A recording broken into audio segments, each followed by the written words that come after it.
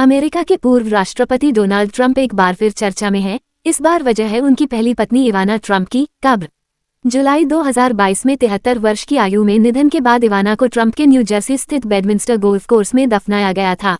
अब इंस्टाग्राम पर वायरल हुई एक पोस्ट में इवाना की कब्र की तस्वीर साझा की गई है, जिसमें दावा किया गया है कि ट्रंप ने ये कदम टैक्स छूट पाने के उद्देश्य से उठाया।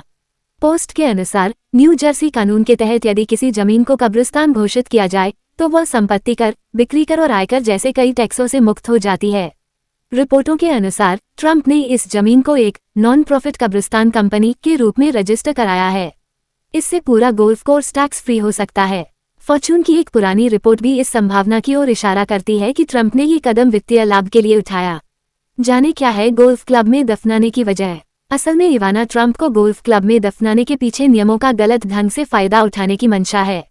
न्यू जर्सी के नियमों के मुताबिक यहां पर महज एक कब्र बनी होने से जमीन कब्रिस्तान में बदल जाती है। ऐसा होते ही इस जमीन को प्रॉपर्टी टैक्स, परचेजिंग टैक्स और इनकम टैक्स से छूट मिल जाती है। पोस्ट के मुताबिक ट्रंप ने अब इस जमीन को नॉन प्रॉफिटेबल कब्रिस्तान के रूप में रजिस्टर करा लिया है। इस तरह से अब ये पूरा गोल्फ कोर्स टैक्स फ्री बन गया है। मात्र एक कोने में पत्नी के शव को दफनाकर ट्रंप ने जमीन के इतने बड़े टुकड़े पर कब्जा जमा लिया है।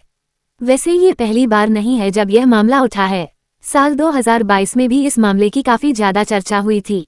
इस संबंध में सोशल मीडिया पर एक पोस्ट भी वायरल हो रही है।